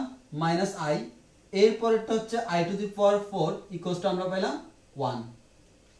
তাহলে আমি এই চারটা জিনিস আমরা অলরেডি জানলাম, যে চারটা পাওয়ার সম্পর্কে আমরা আইডিয়া নিলাম। আমরা সামনে আরো পাওয়ার সম্পর্কে জানবো। তার মধ্যে আমি i⁴ ইকুয়ালস টু 1 এটাকে লাল দাগ দিলাম। কেন লাল দাগ দিলাম তোমরা আশা করি বুঝতেই পারছো। তো তার আগে আমি একটা কথা বলে রাখি, আই মানে আই স্কয়ারের মান -1 মুখস্থ রাখতে হবে, আই কিউবের মান -i মুখস্থ রাখতে হবে, i⁴ এর মান 1 সেটা মুখস্থ রাখতে হবে। কেন মানগুলো সেটা আমি জানি, বাট এখন আমাদের কাজ হচ্ছে এগুলো কি রাখা? মুখস্থ রাখা। এখন আসো, যেহেতু i⁴ এর মান 1, ওই কারণে এবার তোমার যেটাই আসুক না কেন সেটাকে তুমি কি করবা? i⁴ আকারে লিখবা। ফর এক্সাম্পল, এবার দেখো তোমার i⁴ গেল না, হ্যাঁ, এবার i⁵ আসলো, তুমি কি করবা জানো? এটাই লিখবা i⁴ ইনটু আই। তাহলে i⁴ এর মান কত বলো তো? i⁴ এর মান 1 ইনটু আই মানে হচ্ছে আই। এবার দেখো i টু দি পাওয়ার 6 বললো, তুমি লিখবা i to the power 4 into i square. i to the power 4 এর মান তো 1 আর i স্কয়ার এর মান তো তুমি জানো -1, তাহলে 1 ইনটু -1 মানে কত? -1। এরপর i টু দি পাওয়ার তোমাকে 7 বললো, তুমি লিখবা i to the power 4 into i cube. তাহলে আমরা এখান থেকে বলতে পারি i টু দি পাওয়ার 4 এর মান কত? 1 আর i কিউবের মান কত? -i, তাহলে -i ক্যালকুলেশন করলে কত হয়? -i। এবার last one i to the power 8 কে আমরা কি লিখতে পারি? i to the power 4 whole square, 4 এর গুণিতক। তাহলে আমরা এটাকে বলতে পারি কি? এটাকে বলতে পারি i টু দি পাওয়ার 4 এর মান তো 1 স্কয়ার করলে তার মান হবে আমাদের 1। তাহলে আমি দেখো এই প্রথম চারটা জানার কারণে i square, i cube, i to the power 4 এগুলো জানার কারণে i to the power 5, i to the power 6, 7, 8 এগুলো আমরা জেনে গেলাম। তাহলে আমরা মোটামুটি একটা জিনিস বলতে পারি যে ভাইয়া i এর যে পাওয়ার, এই i এর পাওয়ার এখন মোটামুটি বের করার মতো একটা ওয়ে আছে। এখন আমার কথা হচ্ছে সেটা না, সেটা হচ্ছে আমার কথা হচ্ছে আমি i এর একটু বড় বড় পাওয়ার নির্ণয় করতে চাচ্ছি। তাহলে আমি প্রাইমারি লেভেলে এগুলো জানি, কিন্তু আমাকে যদি বলা হয় i এর বড় বড় পাওয়ারগুলো বের করার জন্য, তো আমি এখন সেই কাজটাই করতে চাচ্ছি যে i এর বড় বড় পাওয়ারগুলো আমি বের করব। তাহলে i এর বড় বড় পাওয়ার যদি বের করতে চাই তাহলে কি করতে হবে খেয়াল করো। ওকে, তাহলে এখন আমার কাজ কি বলো তো ভাইয়া? i এর বড় বড় পাওয়ার বের করা। ওকে, হ্যাঁ, i এর বড় বড় পাওয়ার যদি আমরা বের করতে যাই তাহলে দেখো i এর বড় বড় পাওয়ার বের করব আমরা কিভাবে, দেখো তার আগে তোমাদেরকে একটা কথাই বলে রাখবো যে ভাইয়া i এর বড় পাওয়ার বের করার সময় তোমার মাথায় ওই চারটা জিনিস থাকতে হবে। কি কি ভাইয়া? i স্কয়ার ইকুয়ালস টু কত? -1, i cube equals to i to the power 4 equals to 1। এই চারটা মাথায় থাকলে তাহলে তোমার যে কোনোটি তোমার বের করা সম্ভব। এবার তোমাকে আমি বললাম i টু দি পাওয়ার, খেয়াল করো, i টু দি পাওয়ার 24। তুমি বলো তো তুমি সবসময় কাকে টার্গেট করবা? 4 কে টার্গেট করবা, কারণ 4 আসলে তার মান 1 হয়ে যায়। তাহলে তুমি এটা কাজ করো না ভাইয়া, এই 24টাকে আমরা কিভাবে লিখতে পারি? i টু দি পাওয়ার আমাদের 4 6 24, এর মানে আমাদের বলতে পারি 4 ইনটু 6। তাহলে আমরা এটাকে এভাবে লিখতে পারি i to the power 4 whole to the power 6 লিখতে পারি তো? হ্যাঁ, তাহলে i to the power 4 whole to the power 6 হলে এটাকে লিখতে পারি 1 টু দি পাওয়ার 6, এর মানে आंसर হলো 1। তাহলে একটা জিনিস খেয়াল করে দেখো, i টু দি পাওয়ার 24 এর মান তুমি 1 পেয়ে গেলা। এবার i টু দি পাওয়ার 25 আসলো। তাহলে দেখো এখন কিন্তু তুমি আর ওই কাজটা করতে পারতেছো না যে ডাইরেক্ট 4 এর গুণিতক হচ্ছে না, কিন্তু তুমি একটা কাজ করতে পারো না, তুমি তো 4 এর গুণিতক জানো। তাহলে দেখো একটা জিনিস তুমি একটু ভালো করে লক্ষ্য করবা, i টু দি পাওয়ার 4 এর মান 1 ছিল, i টু দি পাওয়ার 8 তার মানও কিন্তু 1, i টু দি পাওয়ার 12 তার মানও 1, i টু দি পাওয়ার 16 তার মানও 1, i টু দি পাওয়ার 20 তার মানও 1, i টু দি পাওয়ার 24 তার মানও 1, i টু দি পাওয়ার 28 তার মানও কিন্তু 1। অর্থাৎ 4 এর গুণিতক থাকলে তার মান কিন্তু 1 হয়ে যায়। তাহলে আমি এটাকে রাখতে পারি এভাবে, 25 এর মধ্যে কতটুকু 4 এর গুণিতক? 24 পর্যন্ত। তাহলে লিখলাম 24 প্লাস 1। তাহলে লেখা যায় কি? i to the power 24 into i to the power 1। i to the power 24 4 এর গুণিতক মানে आंसर হচ্ছে 1, i টু দি পাওয়ার 1 মানে হচ্ছে i, তাহলে এটার आंसर হচ্ছে i। এবার আসো i টু দি পাওয়ার 26। তাহলে আমি লিখতে পারি 26 এর মধ্যে 24 প্লাস 2 লেখা যায়, তাহলে লেখা যায় i to the power 24 into i square. তাহলে আমি এখানে লিখতে পারি i টু দি পাওয়ার 24 এর মান 1, কেন? কারণ 4 এর গুণিতক হয়ে যায় 1, ইনটু i স্কয়ার এর মান হচ্ছে -1। তাহলে আমার 1 ইনটু -1 মানে কত? -1। এবার আমি যদি বলি i to the power 27, then i to the power 24 plus 3 equals to, আমরা বলতে পারি কি i to the power 24 into i cube. তাহলে আমরা একটা জিনিস বলতে পারতেছি, সেটা হচ্ছে i টু দি পাওয়ার 24 এর মান হচ্ছে আমাদের 24 এর মান 1 ইনটু i কিউব এর মান হচ্ছে -i ইকুয়ালস টু হচ্ছে আমাদের -i। একটা জিনিস খেয়াল করে দেখবা, তোমার এখানে একটা জিনিস খেয়াল করে দেখো তো, i⁴ এটা কিন্তু কি 4 এর গুণিতক না? তাহলে 4 এর গুণিতক হলে i⁴ এর মান যা, এটার মানও কিন্তু তাই বের হইছে। এবার i⁵ মানে কি 4 এর গুণিতকের সাথে 1 যোগ, তাহলে সেক্ষেত্রে i⁴ এর মান যা, এটার মানও তা বের হইছে। এই ক্ষেত্রে 4 এর গুণিতকের সাথে 2 যোগ, এই ক্ষেত্রে i² এর মান যা -1 সেটাই বের হইছে। i⁻27 হচ্ছে 4 এর গুণিতকের সাথে 3 যোগ, তাহলে সেক্ষেত্রে i³ এর মান যা সেটাই বের হইছে। এর মানে একটা জিনিস আমরা বলতে পারি, তোমাকে i এর পাওয়ার যখন বলবে সেখান থেকে তুমি 4 এর গুণিতক যেটা সেটাকে বাদ দিয়ে দাও। আবারও বলতেছি, 4 এর গুণিতক যেটা সেটাকে বাদ দিয়ে দাও। এই 4 এর গুণিতক যদি আমরা বাদ দিয়ে দিই, ওই 4 এর গুণিতক বাদ দিয়ে দিলে বাকি যেটা থাকে আলটিমেটলি তার আনসার যা, পুরোটার আনসারও কি স্যার। আমি আবারও বলতেছি, খেয়াল করো 24 4 এর গুণিতক, তাহলে আনসার 1, অর্থাৎ 4 এর গুণিতক হইলে আনসার অলওয়েজ 1। i⁻25 এর মধ্যে 4 এর গুণিতক কতটুকু পর্যন্ত? 24, তাহলে তুমি সেটাকে বাদে দিয়ে দাও, বাদ দিলে থাকে কত? i⁻1, তার মানটা সেটাই। 26 4 এর গুণিতক 24 বাদ, বাকি থেকে 2, i² এর মান যা, এটার মান তা। একইভাবে i⁻27, তাহলে 27 হলে তুমি কি করবা? 4 এর গুণিতক 24 পর্যন্ত বাদ, বাকি থাকে কত? 3, ও i³ এর মান যা, এটার মান হচ্ছে। এর মানে আমরা একটা টেকনিক শিখে গেলাম, i এর পাওয়ার বের করার ক্ষেত্রে বড় পাওয়ার যখন দিবে আমরা 4 এর গুণিতকটাকে সেখান থেকে বাদ করে দিব। আবারও বলতেছি, আমরা কি করব? 4 এর গুণিতকটাকে সেখান থেকে বাদ করে দিব। এই 4 এর গুণিতককে বাদ করে দিলে বাকি যেটা সেটাই তার আনসার। দেখো তো, আমি একটু তোমাদেরকে আরেকটু ভালোভাবে বোঝানোর ট্রাই করি। এটা কিন্তু খুব বেশি ইম্পর্টেন্ট, আমার অনেক বেশি কাজে লাগবে, ওই জন্য আমি এটা এত ফোকাস করতেছি। না হয় খালি এটা নিয়ে এত ভক করার প্রয়োজন ছিল না। আমি আনসার দিই, দেখো i⁻30 আসলো, তুমি কি করবা? তুমি দেখবা এই 30 এর মধ্যে কতটুকু 4 এর গুণিতক। দেখো আমি জানি এই যে 4 দিলে আমাদের 4 আড়া 32, এর মানে 4 7 28, এর মানে 28 পর্যন্ত কি 4 এর গুণিতক না? তাহলে আমি বলতে পারি i⁻28 + 2 বলা যায়। তুমি এক কথায় 28টাকে বাদ দিয়ে দাও, এই 28টাকে বাদ দিলে কি থাকে? 2 থাকে না? i² এর মান যা, এটার মান তা। বুঝতে পারছি কিনা? i⁻97 4 এর গুণিতক কতটুকু? 96, তাহলে 96 যেহেতু 4 এর গুণিতক, i⁻96 + 1, ওকে 6 বাদ, i⁻1 এর মান যা, এটার মান তা। তাহলে আমরা এভাবে i এর যে কোনো পাওয়ার থাকুক না কেন সেটা আমরা কি করতে পারবো?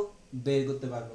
তাহলে যদি আমরা বের করতে পারি, এবার পরীক্ষায় আমাদের আসবে এরকম i⁻1768282400303। এবার তোমাকে দিল এটা, যে বলা হলো এই যে আমার i⁻ এত, এটার মান কত? এখন অনেকে যে ঝামেলায় পড়ে যাবে, এতক্ষণ পর্যন্ত তো আপনি লিমিটের মধ্যে ছিলেন, এখন তো লিমিটের বাইরে চলে গেলেন, কেন আপনি এই কাজটা করলেন? তোমরা একটু দেখো, আমি একটা শীট নিয়ে আসি। নিজে নিজে চিন্তা করতে থাকো যে আমাদের এই জিনিসটার মান কত হইতে পারে। i⁻7682400303 অথবা i⁻,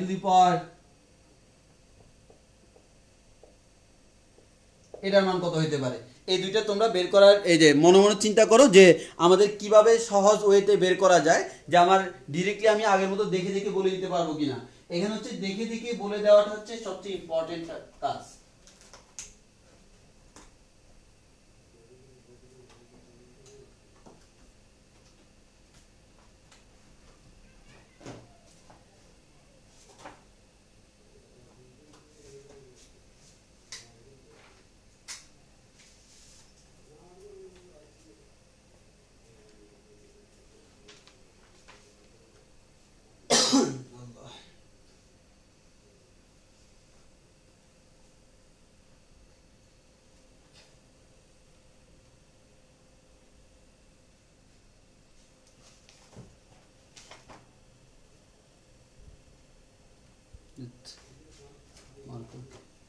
ওয়েট, মার্কারটা রেখে চলে আসছে।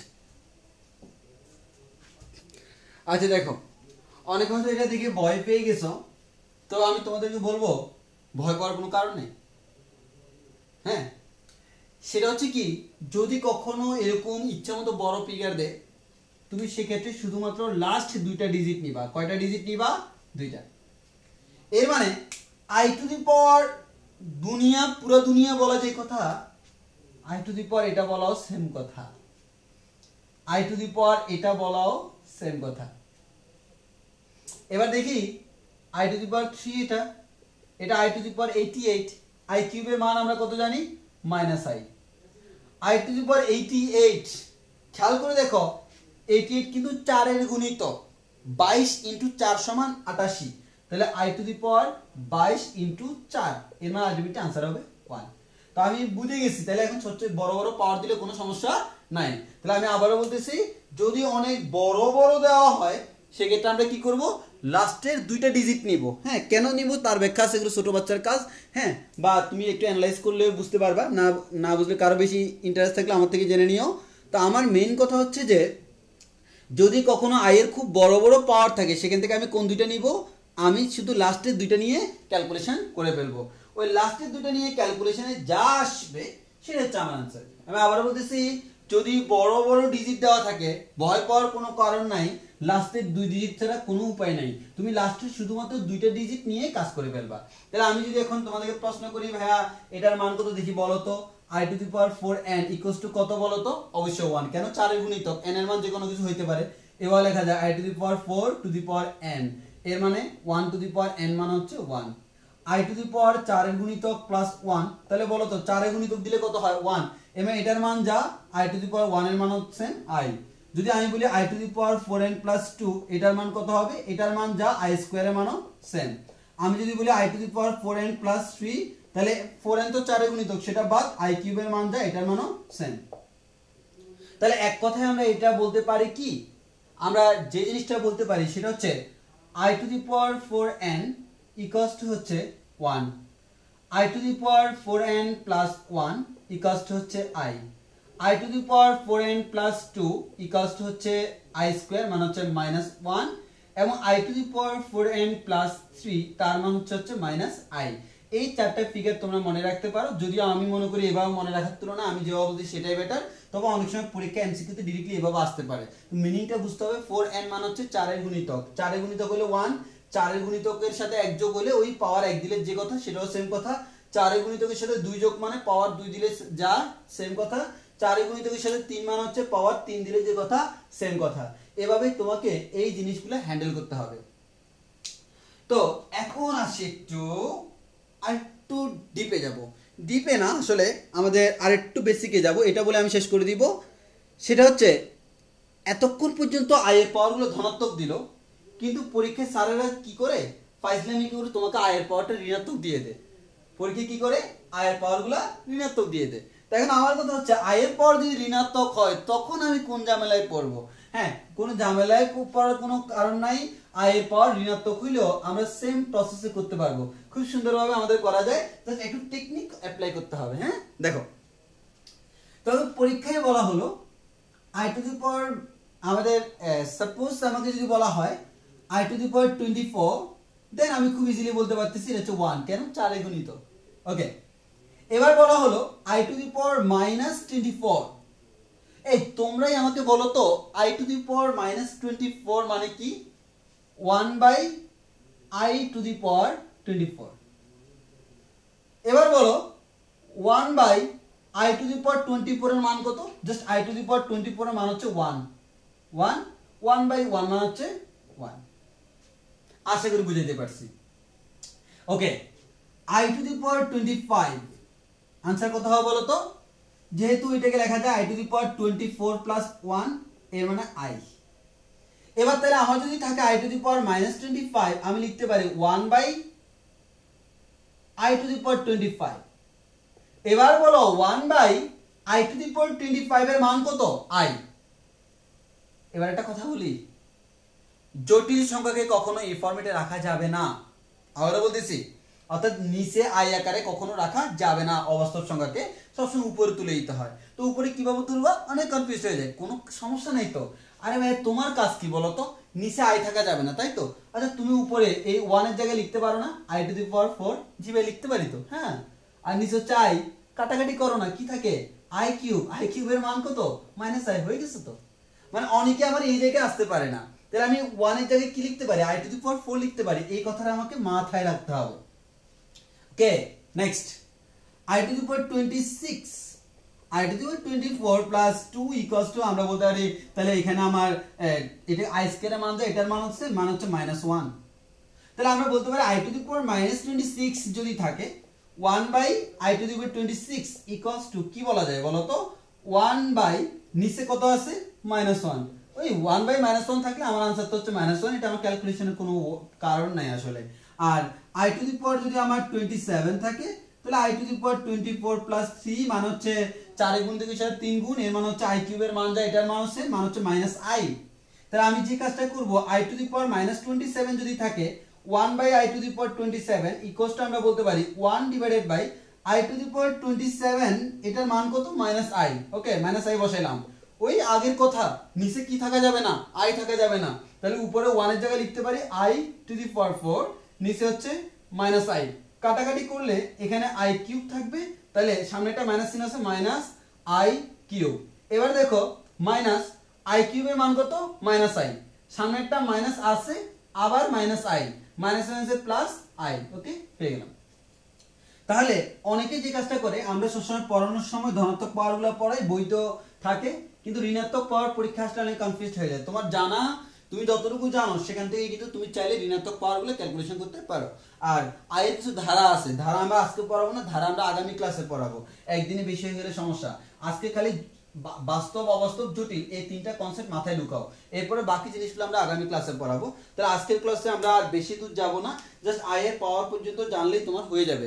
আর আরেকটু সিমিলারলি যদি তোমার অনেক বড় বড় পাওয়ারগুলো থাকে, সেক্ষেত্রে তুমি কি করবা, ওই লাস্ট 2 ডিজিট করে এভাবে করে ফেলতে পারো, কোনো সমস্যা নেই।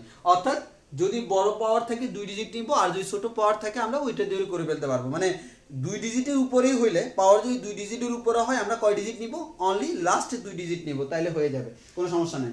এবার কারো কোনো প্রশ্ন থাকলে কমেন্ট করো, না হয় আমি ক্লাস শেষ করে দিব।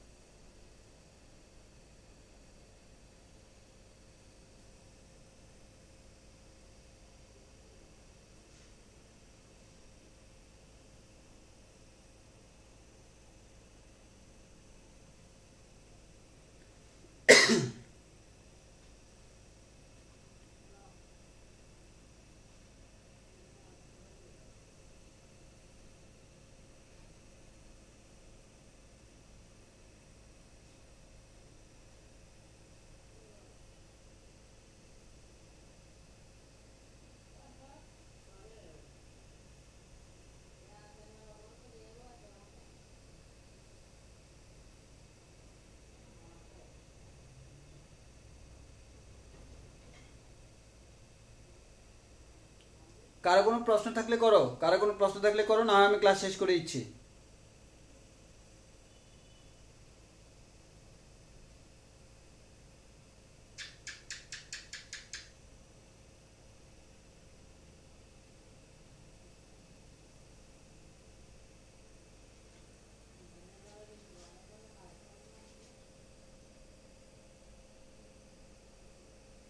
আচ্ছা, সাইদ একটা প্রশ্ন করছে, ইভান সাইদ একটা প্রশ্ন করছে আই কিউবের মান মাইনাস আই কেমনে। হ্যাঁ, এটা সিম্পল জিনিস, আমরা দেখাইছি, তাও যদি তুমি প্রশ্ন করছো তাহলে আবার বলি। সেটা হচ্ছে, তোমার প্রশ্ন হচ্ছে আই কিউবের মান মাইনাস আই কিভাবে। ওকে, তাহলে আই কিউবের মান মাইনাস আই, এটা কিভাবে। ওকে, দেখো তোমার হচ্ছে আই কিউব। হ্যাঁ, দেখো তুমি কিন্তু আই স্কোয়ারের মান জানো, আমি আগে থেকেই জানি আই স্কোয়ারের মান কত -1। তাহলে আমি যে কাজটা করবো, আই কিউব কে লিখবো আই টু দি পাওয়ার 3 কে লেখা যায় 2 + 1, 3 কে লেখা যায় 2 + 1। আর আমরা জানি পাওয়ার যোগাকার থাকলে তাকে গুণাকারে করা যায়, যে ক্লাস 9 10 এর সূচক পড়ছো i⁻² ইনটু i⁻1, তাহলে i⁻² এর মান কত -1, i⁻1 এর মান i, তাহলে হয়ে যাবে -i। এই যে i³ -i, এটা হচ্ছে আমার आंसरটা। মানে আমি কেন i³ এর মান -1 আশা করি বুঝতে পারছো এবার।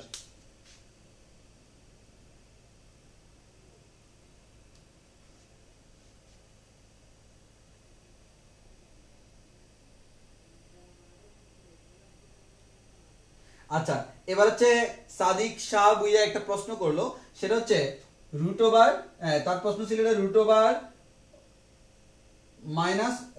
√(-1i) এটা কি সম্ভব কিনা। সিম্পল জিনিস দেখো, তোমার প্রশ্ন হচ্ছে √(-1 ইনটু i) এটা সম্ভব কিনা। √(-1) এটা মানে কি, এটা মানে হচ্ছে i, আর এখানে একটা i আছে, এটা আরেকটা i ইনটু i মানে কি i², i² এর মান হচ্ছে -1, তাহলে आंसर পেয়ে গেছি তো।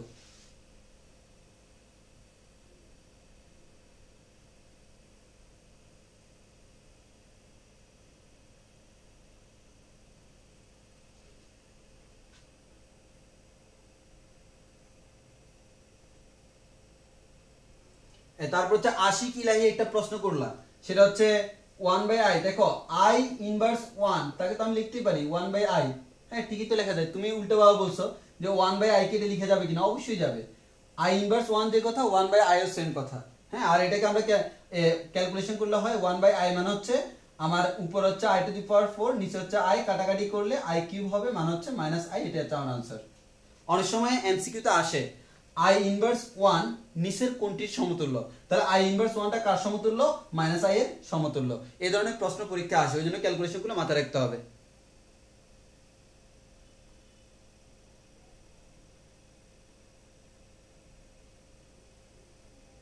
আর কারো কোনো প্রশ্ন আছে?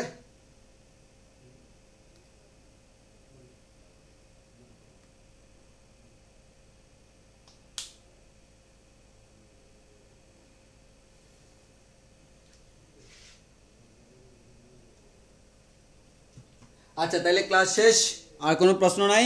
আমাদের আগামী ক্লাসে আমরা বাকি অংশটা কভার